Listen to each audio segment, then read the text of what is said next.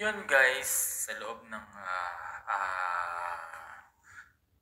araw guys ay naging busy po kami at kasi po ay dumating yung aming mga boss dito sa aming work kaya hindi mo na ako guys nakapag-upload ng mga video ko dito sa YouTube.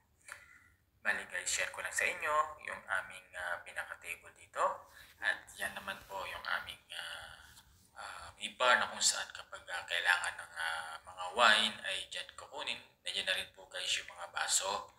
At sa ibabaw din po na yan ay meron din pong mga plants para po siyang display. At dito rin naman po ay meron din mga flowers na kung saan yan yung gusto ng aming mga boss para maging design para po sa mga bisita na invited na para po sa kanilang salo-salo. At yan po yung aming long dining table dito po sa aming first floor. Pinapakita ko lamang po yung pinaka konting pasilip sapagkat po ito ay limitado at meron din po ditong balcony na kung saan meron pong table sa mga upuan. Yan po kapag gusto magpahangin ng guest or mag-smoking po sila.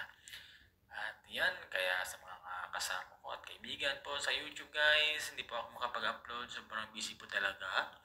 At hindi ko pa ma-replyan yung mga video nyo. So ngayon ay medyo okay na po at makaka-reply na po ako kahit paano. Kahit sila po ng aming mga boss kanina. So baba tayo po dito sa ground floor guys. Yan yung pinaka setup ng table. So ganun din po sa usual, meron din po mga flowers. Yan. Ito po yung mga extra bench na kung saan yung mga guests ay nandyan po. Hindi nawawala po yung aming magandang mga bulaklak na nandiri